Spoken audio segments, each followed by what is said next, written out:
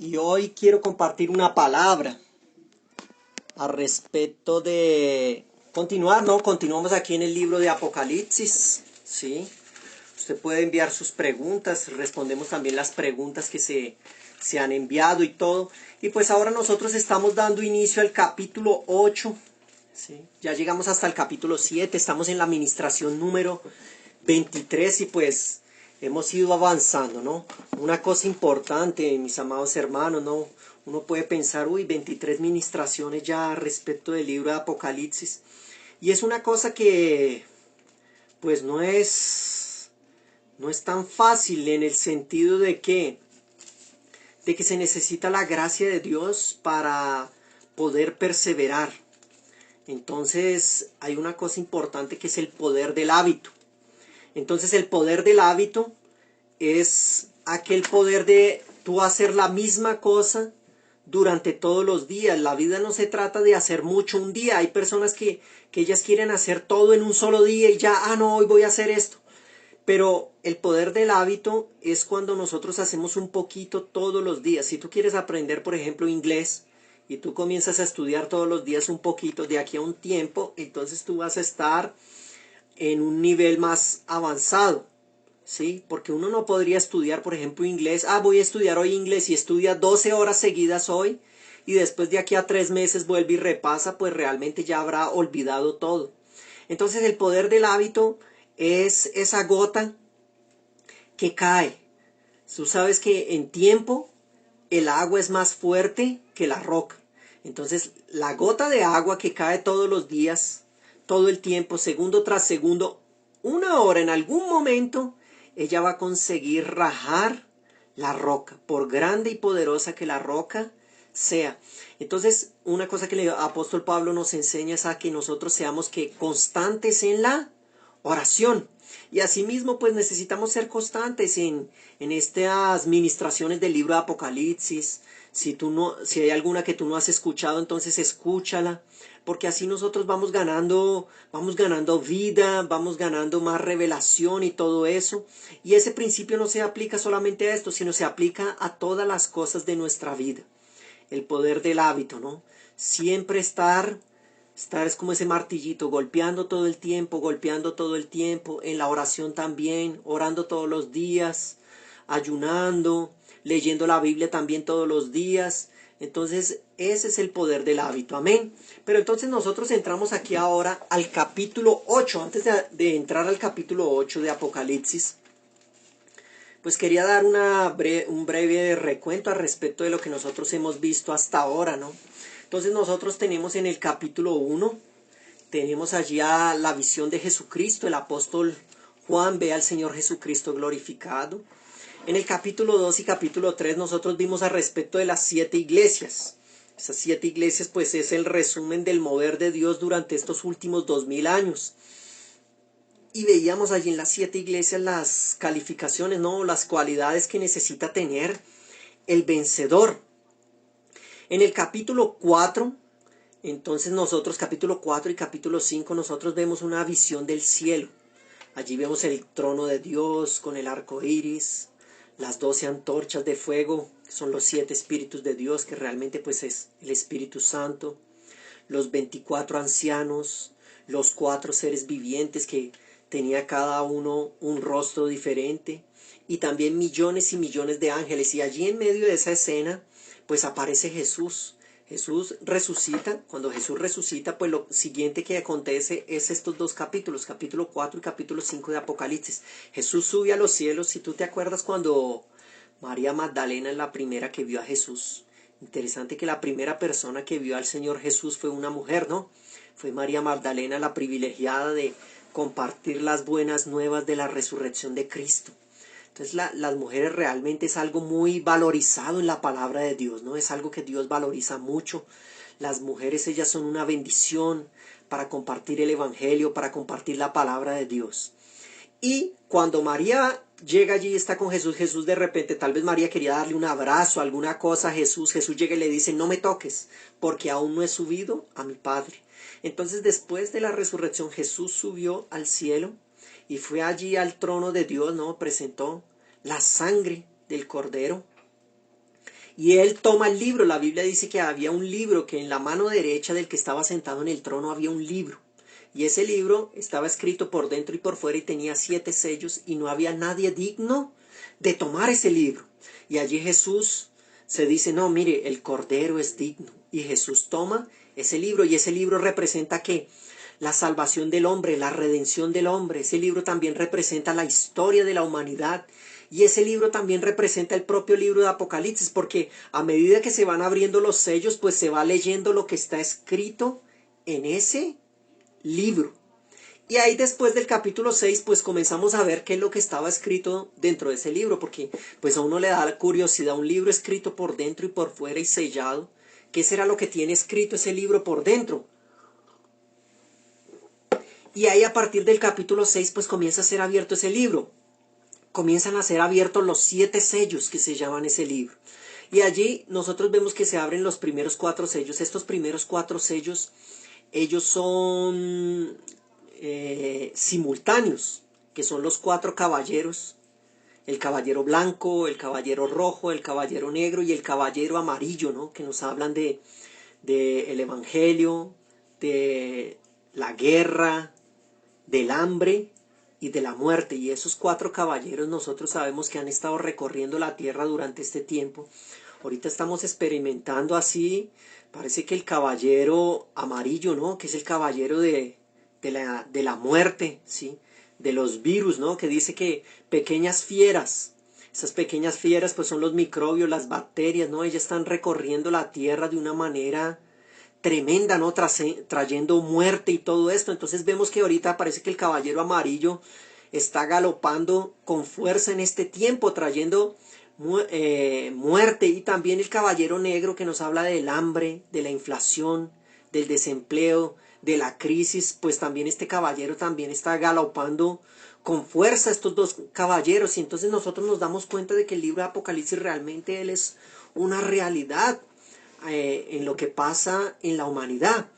Y después que esos 4 sellos son abiertos, pues ahí viene el 5.º sello, que el 5.º sello es el clamor de los mártires.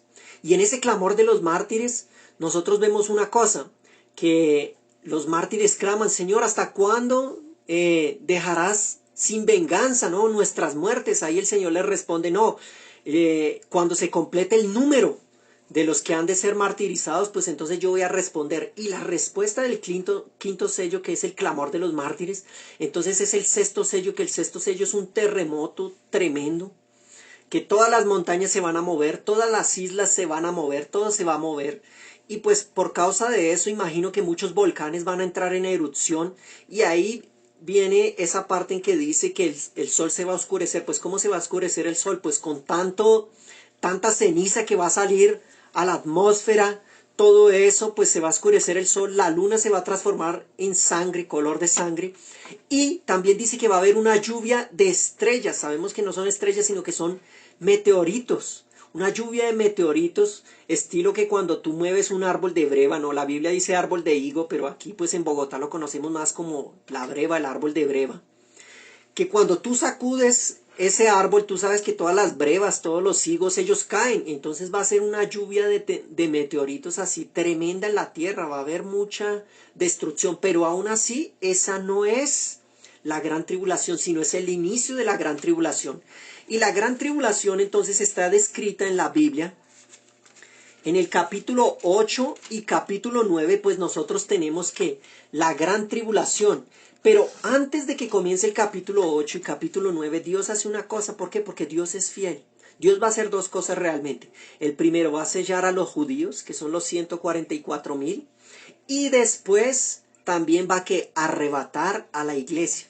Entonces en el capítulo 7 nosotros veíamos 2 cosas. Desde el versículo 1 hasta el versículo 8, nosotros vemos al respecto de que son sellados los 144,000. Posiblemente ese número sea literal. ¿Por qué? Porque realmente la Biblia siempre nos ha hablado que al respecto de Israel, pues siempre habrá un remanecente, no será salvo el remanecente. Y el remanecente nosotros sabemos que es la parte menor de alguna cosa. El remanecente pues siempre es la parte menor a respecto de alguna cosa. Entonces Dios es fiel. Antes de comenzar la gran tribulación, sí, porque este sexto sello, este terremoto terrible, cuando el sol se va a oscurecer, cuando la luna se va a transformar en sangre, cuando van a caer esos meteoritos, aún no es la ira de Dios. Y ahí, antes de que venga el siguiente sello, que es el séptimo sello, ¿sí? Yo les explicaba a los hermanos, para podernos entender, ¿no? Como cuando tú manejas un computador, ¿sabes? Entonces, haz de cuenta, en el cielo también hay tecnología. Imagínate, para guardar toda la información, dice que nosotros vamos a dar cuenta de cada palabra que nosotros hemos dicho. ¿Cómo que se guarda la información en el cielo? El cielo también debe tener mejor tecnología que la que nosotros tenemos. Entonces imagínate, en un computador hay 7 carpetas. La primera carpeta es el primer sello, la segunda carpeta el segundo sello, tercera carpeta el tercer sello, cuarta carpeta el cuarto sello, quinta carpeta el quinto sello, sexta carpeta el sexto sello, y ahí viene el séptimo sello. Entonces cuando tú clicas en la última carpeta, en la carpeta del séptimo sello, allí hay 7 documentos. Si has visto que uno en el computador guarda varios documentos en carpetas, pues para organizar. Entonces cuando se abra esa carpeta del séptimo sello, pues dentro de ese séptimo sello va a haber que 7 documentos, que cada uno de esos documentos es una trompeta, que son las 7 trompetas que van a ser tocadas por ángeles. Entonces esas 7 trompetas, ahí sí ya es que la gran tribulación.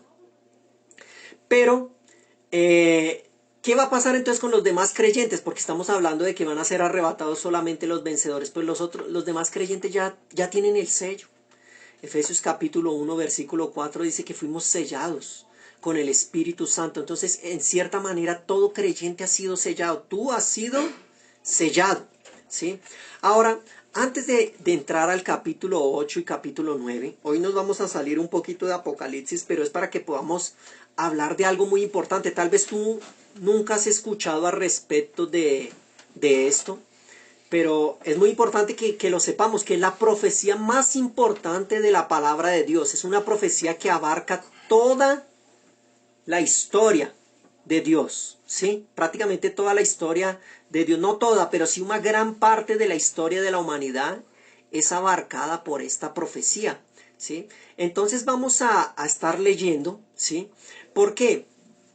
Porque mira, existen varios nombres para la gran tribulación. Nosotros la llamamos de gran tribulación, pero también es llamada del grande y terrible día del Señor.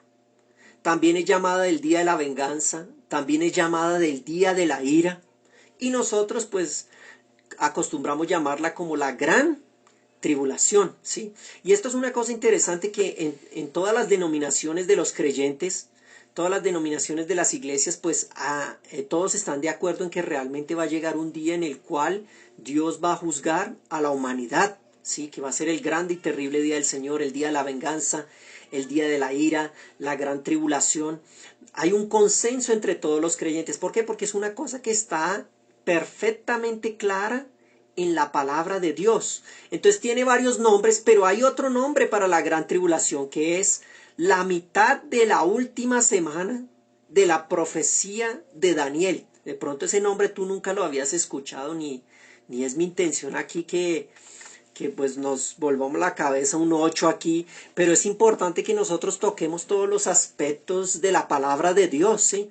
Eso es lo bueno de ir dando una enseñanza capítulo por capítulo, que en cierta manera pues nos vemos obligados a tocar todos los temas de la palabra de Dios.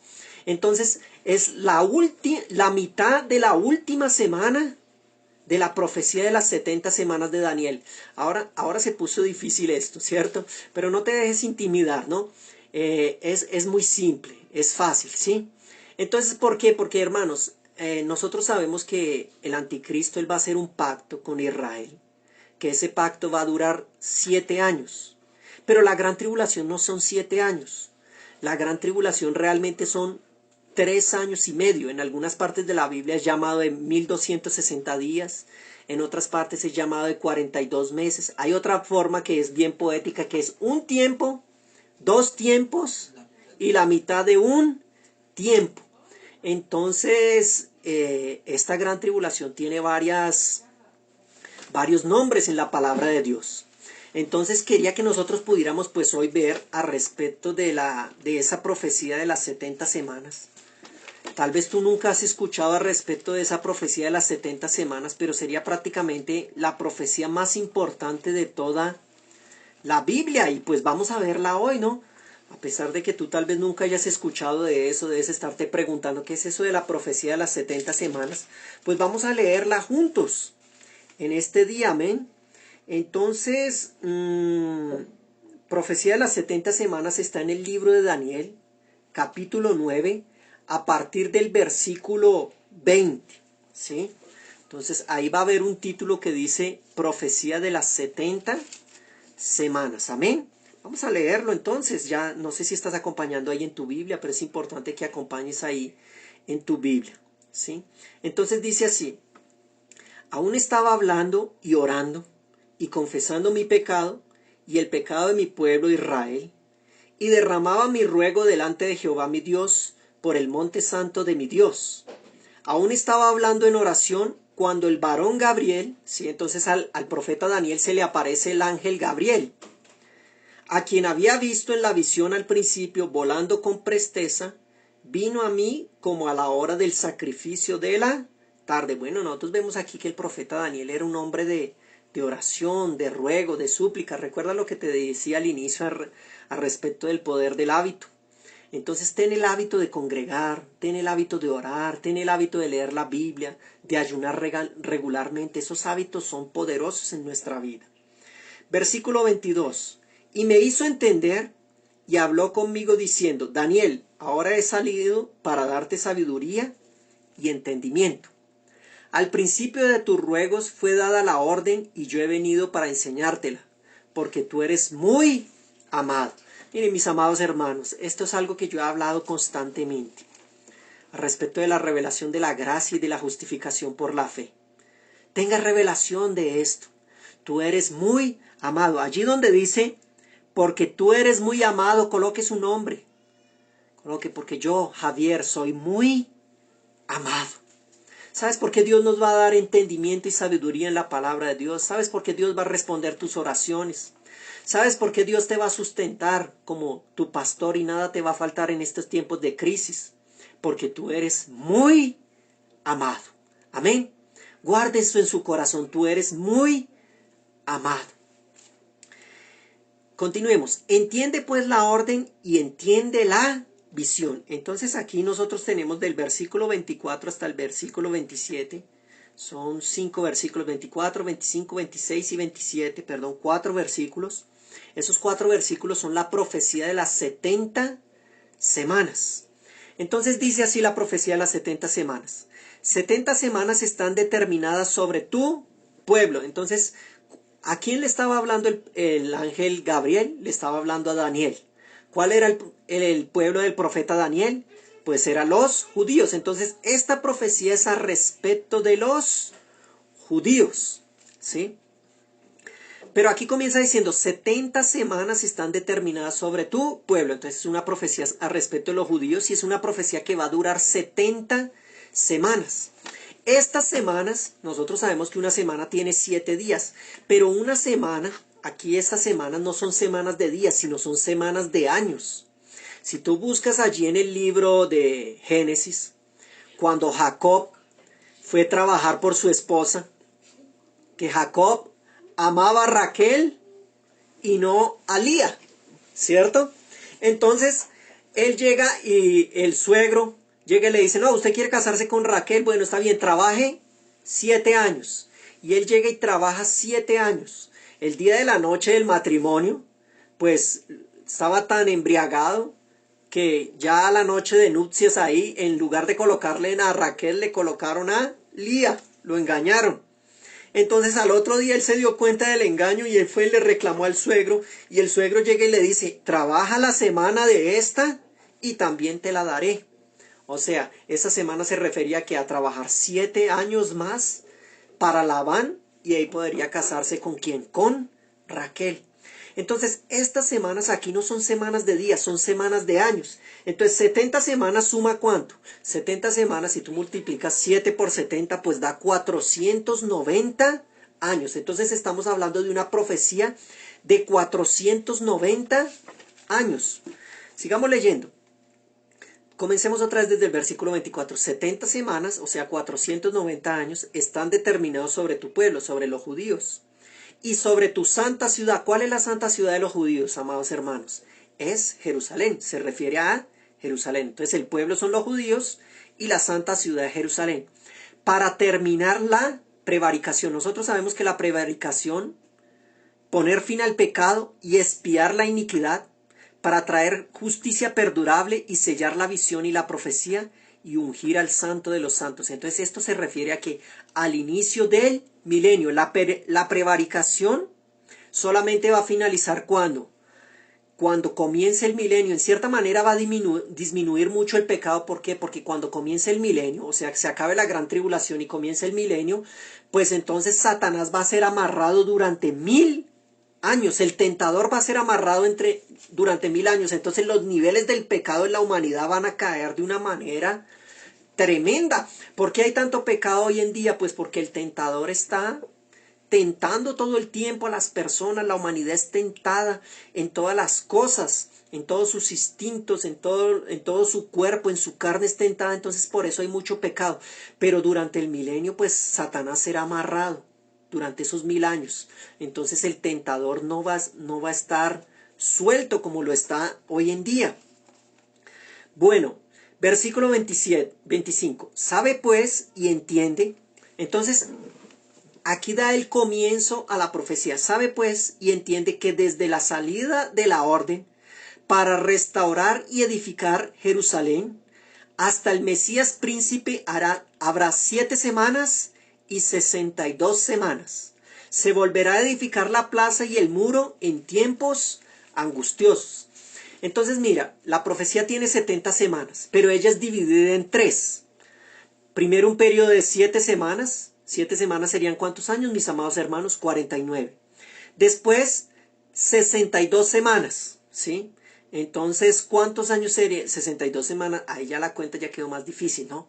62 semanas veces 7, si alguien puede multiplicar ahí y escribir ahí el resultado de 62 veces 7, son más o menos 400, 7 por 6, 42, 420, 434 años. Entonces la profecía es dividida en 3 partes. 7 semanas, 62 semanas y 1 semana. Eso da 70 semanas. Entonces dice desde versículo 25. Sabe pues y entiende que desde la salida de la orden para restaurar y edificar Jerusalén. No sé cuántos han leído el libro de Nehemías, pero el rey de Persia, ¿sí? El rey Artajerjes. Si tú lees el libro de Nehemías vas a encontrar esa historia, ¿no? Nehemías le pide al rey, él era copero del rey, y él le pide al rey que le deje volver a Jerusalén para reconstruir los muros, reconstruir el templo, reconstruir la ciudad, porque la ciudad estaba destruida, había sido destruida por los babilonios. Entonces el rey Artajerjes, eso fue en el 1 de marzo, ¿sí? Del año, yo había anotado aquí el año, creo que es el año 445 antes de Cristo, 1 de marzo de 445, el rey Artajerjes le dice a Nehemías, Nehemías, puede salir, vaya, y va un grupo de judíos junto con Nehemías para reconstruir la ciudad, pero la ciudad no fue reconstruida inmediatamente, fueron 49 años para poder reconstruir que el templo, la ciudad y los muros, la muralla de la ciudad. Tú sabes que Jerusalén era una ciudad amurallada, las ciudades en aquella época pues tenían sus murallas. Entonces ahí nos dice que desde que sale Nehemías, tú puedes leer el libro de Nehemías, hasta que se reconstruye Jerusalén totalmente pasan 49 años. Entonces esa parte de la profecía ya fue cumplida. Y ahí después nos dice lo siguiente. Sabe pues y entiende que desde la salida de la orden para restaurar y edificar Jerusalén hasta el Mesías príncipe habrá 7 semanas y 62 semanas. Entonces después de que es reconstruida Jerusalén, 62 semanas de años más adelante viene el Mesías príncipe, ¿sí? Y mira el versículo 26. Y después de las 62 semanas se quitará la vida al Mesías. Esta profecía es impresionante. Entonces tenemos 7 semanas hasta que Jerusalén es reconstruida completamente. Y de aquí, desde donde Jerusalén es reconstruida completamente, hasta la muerte de Jesús, exactamente el día que Jesús muere, se cumplen otras 62 semanas de años, hasta la muerte del Mesías príncipe. O sea, la profecía ya se habrían cumplido 7 semanas hasta reconstruir Jerusalén y 62 semanas hasta el Mesías príncipe, hasta la muerte de Jesús. Son 69 semanas. Ahora tú puedes preguntar, bueno, pastor, ¿y la última semana? ¿Qué pasó con la última semana? En ese momento, mira lo que acontece después. Versículo 26. Y después de las 62 semanas se quitará la vida al Mesías príncipe, mas no por sí. Y el pueblo de un príncipe que ha de venir destruirá la ciudad y el santuario. Y su fin será con inundación, y hasta el fin de la guerra durarán las devastaciones. Entonces, 40 años después de que Jesús muere, en el año 70, el emperador de Roma manda al general Tito, y el general Tito destruye Jerusalén, destruye el templo. Tú has escuchado hablar al respecto del muro de las lamentaciones allí en Jerusalén, imagino. Pues ¿por qué los judíos oran en el muro de las lamentaciones y no en el templo? Porque el templo fue destruido y lo único que sobró del templo fue el muro de las lamentaciones. Y ellos oran allí porque pues es la única parte del templo, ¿no? Y cuando Salomón construyó el templo, Salomón hizo una oración donde él le pidió a Dios que todo el que orara mirando hacia Jerusalén, mirando hacia el templo, entonces sus oraciones serían respondidas, ¿sí? Hoy en día nosotros no hacemos eso porque no estamos judaizando. Nosotros sabemos que Cristo vive ¿dónde? En nosotros. Amén. Bueno, entonces nos está faltando una semana. Ya se cumplieron 69 semanas de esta profecía. Nos falta solamente una semana. A ver, versículo 27. Y por otra semana, esta es la última semana del profeta Daniel, de la profecía de las 70 semanas. Y por otra semana confirmará el pacto con muchos. Entonces, esta semana, esta última semana, parece que el tiempo se paralizó allí en la muerte de Jesús. ¿Por qué? Porque el tiempo de la ley acaba totalmente allí con la muerte de Jesús. El fin de la ley es Cristo. Y se da inicio al tiempo de la iglesia, al tiempo de la gracia.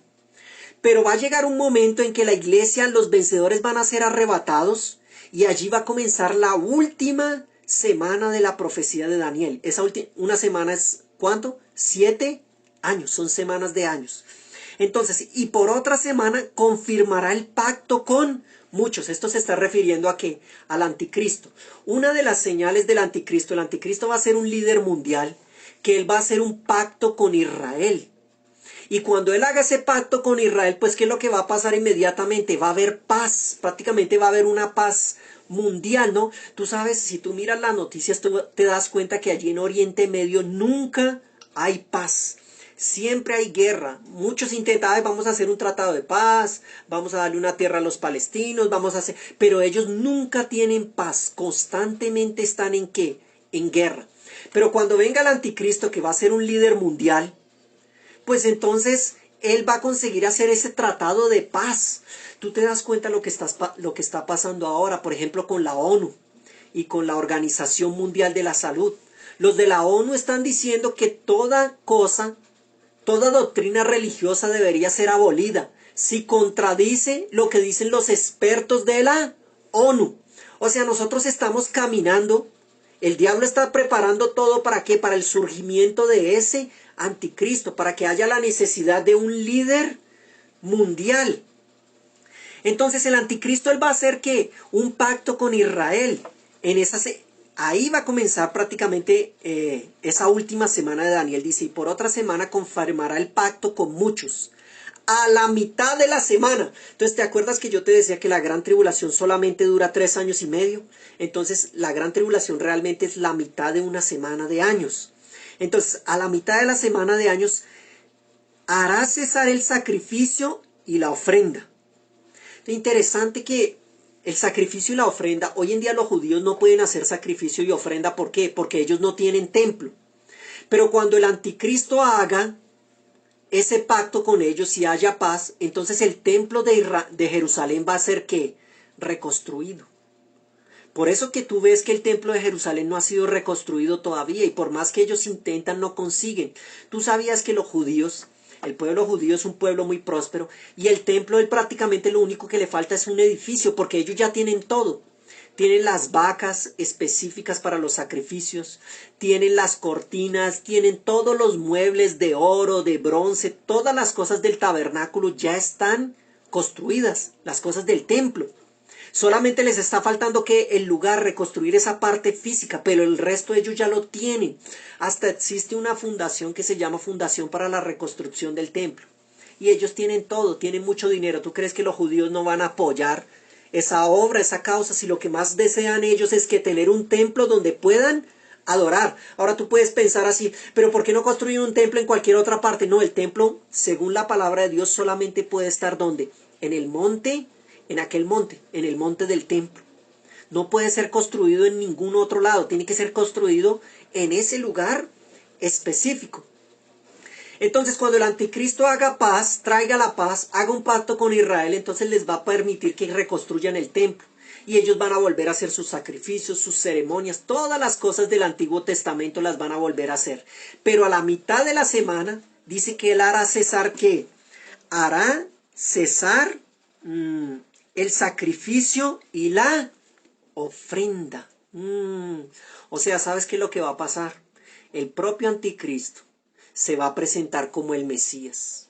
Y el falso profeta, que nosotros vamos a ver más adelante eso en Apocalipsis, él va a crear una imagen del anticristo y la va a colocar en el lugar santísimo. Y todo el mundo tendrá que adorar esa imagen. La Biblia dice que el que no adore esa imagen, sale fuego de la imagen y los consume. Hasta el punto que esta imagen también habla, o sea, es una cosa así diabólica al extremo. Entonces el anticristo se va a hacer pasar ¿por quién? Por el Mesías.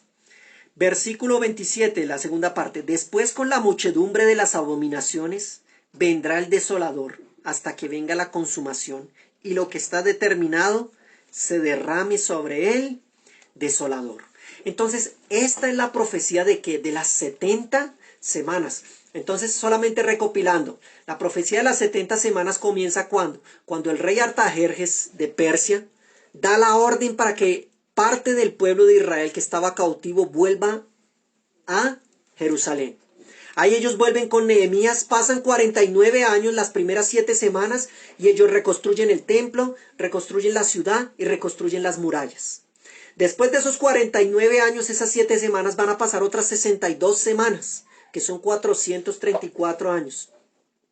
Y allí es exactamente que la muerte de Jesús. Entonces se habrían cumplido 69 semanas de la profecía. Faltaría una semana.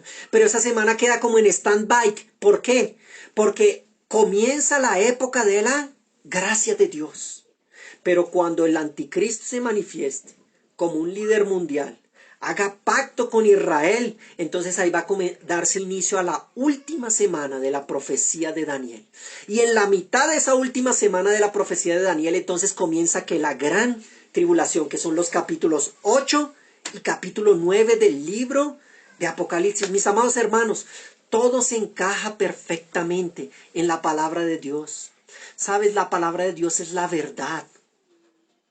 Yo quería que esta palabra que yo te estoy hablando trajera a tu vida un espíritu de oración, un espíritu por el deseo del regreso de Jesús, un espíritu ferviente por un deseo de ser un vencedor, de reinar juntamente con Cristo, de ser arrebatado juntamente con Cristo. La Biblia dice, 2 estarán en el campo, uno será tomado, el otro será dejado. 2 estarán en el molino, uno será tomado y el otro será dejado. Podemos hacer todas las cosas de la vida, podemos estudiar, podemos trabajar, podemos prosperar, podemos crear empresas, podemos comprar casas, comprar carro, hacer todo, solamente no embriagarnos con las cosas de este mundo. Nuestro corazón debe estar donde, en los cielos, porque donde esté tu tesoro, allí estará tu corazón. Entonces nuestro tesoro realmente tiene que ser ¿quién? El Señor, su presencia, amén. Entonces la palabra de Dios se encaja perfectamente. La palabra de Dios es más actual que el periódico de mañana. Mi amado hermano, que tengas un corazón ferviente en el nombre de Jesús. Que tengas hambre y sed por la palabra de Dios, por la presencia de Dios. Que el Espíritu de Dios te pueda despertar en las madrugadas para buscarlo.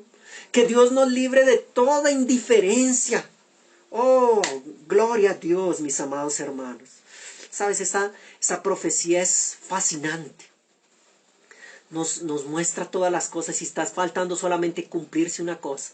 Y es esa última semana de Daniel. Aquí dice interesante en el versículo 27, dice, la segunda parte, después con la muchedumbre de las abominaciones. Esto fue dicho por el Señor Jesús, el propio Señor Jesús, que es el mayor de todos los profetas.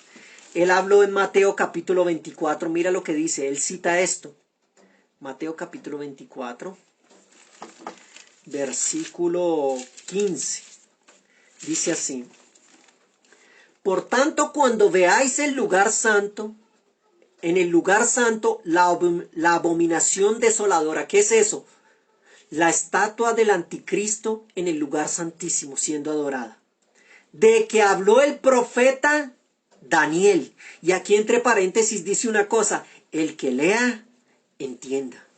Es necesario que nosotros escudriñemos que las escrituras. Entonces realmente, mis amados hermanos, yo no estaré aquí en el nombre de Jesús.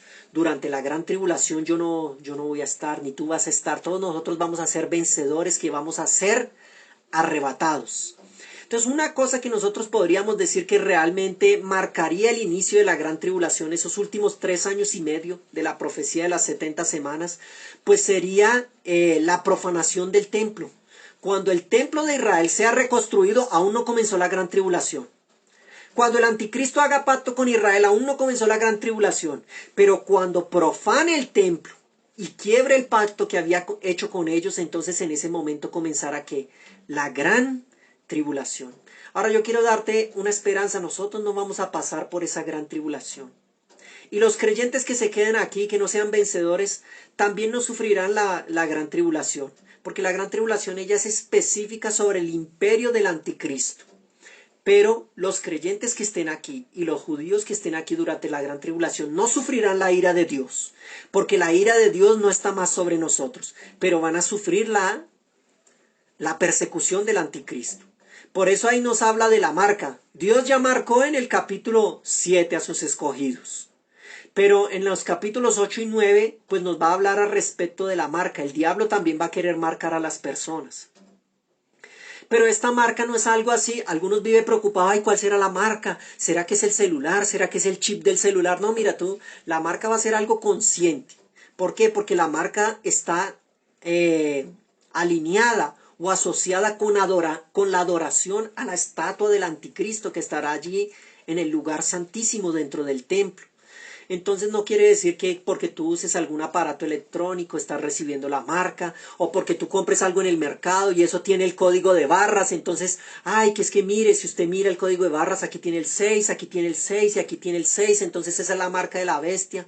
No, nada de eso. Tú no vas a recibir una marca inconscientemente. Ningún creyente serio, realmente creyente en Dios, recibiría la marca. Preferiría primero morir y ser perseguido antes de recibir esa marca.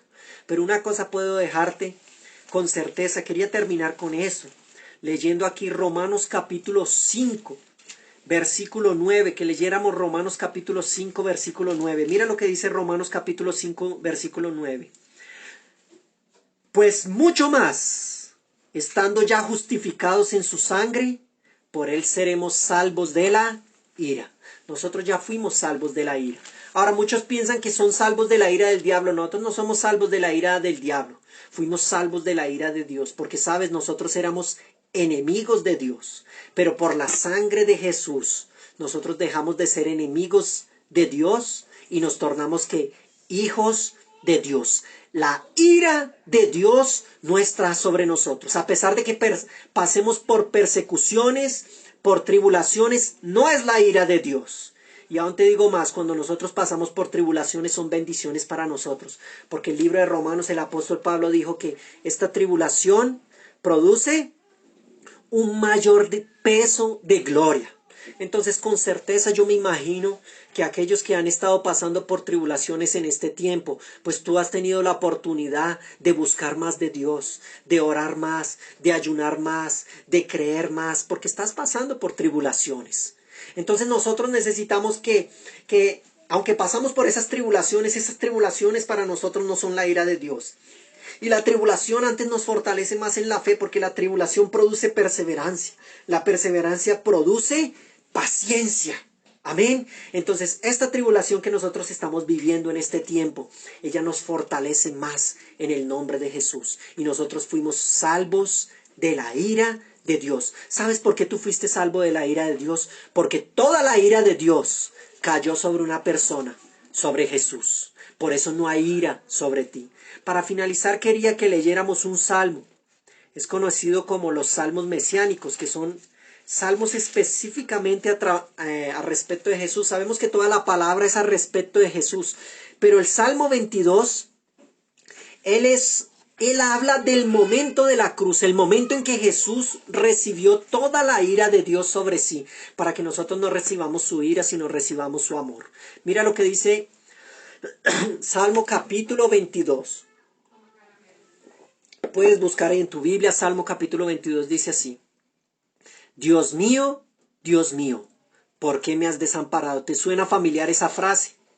El rey David ya había profetizado que el Señor Jesús en la cruz del Calvario diría que Dios mío, ¿por qué me has desamparado? Jesús fue desamparado en la cruz para que tú no fueras desamparado. Tú no estás desamparado en esta tribulación que estamos viviendo. Tú eres muy amado, como el profeta Daniel. ¿Por qué estás tan lejos de mi salvación y de las palabras de mi clamor? Dios mío, clamo de día y no respondes, y de noche y no hay para mí reposo, pero tú eres santo. Tú que habitas entre las alabanzas de Israel, en ti esperaron nuestros padres, esperaron y tú los libraste. Clamaron a ti y fueron librados, confiaron en ti y no fueron avergonzados. Mas yo soy gusano y no hombre, oprobio de los hombres y despreciado del pueblo.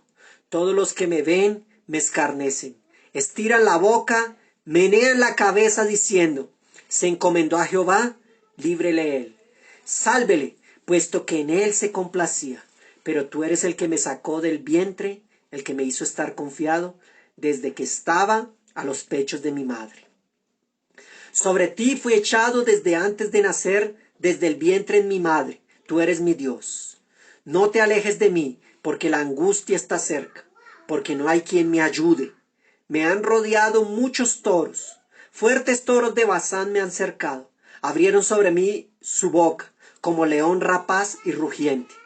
He sido derramado como aguas, y todos mis huesos se descoyuntaron. Está hablando de los momentos en que Jesús estaba en la cruz. Mi corazón fue como cera, derritiéndose en medio de mis entrañas. Dicen que cuando la persona es crucificada por la posición en la que está, que le es difícil respirar, por la presión que recibe la caja torácica, todo eso, prácticamente que quien es crucificado, él muere porque el corazón le explota de tanta presión. Tú sabes que cuando Jesús fue atravesado con la lanza, ¿qué fue lo que le salió? Sangre y agua. O sea, fue una cosa que terrible. Todos sus huesos fueron descoyuntados. Versículo 18. Repartieron entre sí mis vestidos, y sobre mi ropa echaron suertes. Jesús sufrió la ira de Dios, para que nosotros no tengamos que sufrir la ira de Dios. Mas como el profeta Daniel, nosotros también somos muy amados. Guarde esa palabra en su corazón, diga su nombre, diga: yo, Javier, soy muy amado. Así como el ángel Gabriel le dijo a Daniel: Daniel, tú eres muy amado. Pues yo quiero decirte también hoy, recordarte esa palabra: tú eres muy amado. Amén. Tengamos una palabra de oración. Señor Jesús, te damos gracias por ese tiempo, Señor. Te pido que traigas más revelación a nuestro corazón, Señor, que estas verdades que hemos aprendido hoy, aunque no consigamos entender todo, Señor, pero cosas quedan en nuestro corazón, Señor, y que podamos meditarlas. Y que lo importante es que nosotros sepamos, Señor, que tu palabra es verdadera y que tú eres fiel y verdadero. Y todas las cosas se cumplirán como tú dijiste. Que en nuestros corazones tengamos esa verdad guardada, Señor, que nosotros somos muy amados y que hemos sido salvos de la ira de Dios. La ira de Dios vendrá sobre el imperio del anticristo, pero no vendrá sobre nosotros, Señor, porque nosotros somos muy amados. Gracias, Señor, yo te pido por cada uno de los hermanos en estos tiempos de tribulación, Señor, que tú fortalezcas su fe, que no le falte nada al necesitado, Señor. A los que están enfermos sean curados ahora en el nombre de Jesús. Los que están sin trabajo puedan conseguir trabajo, Señor. Que todas las personas aquí tengan los recursos necesarios en el nombre de Jesús de Nazaret. Amén. Gloria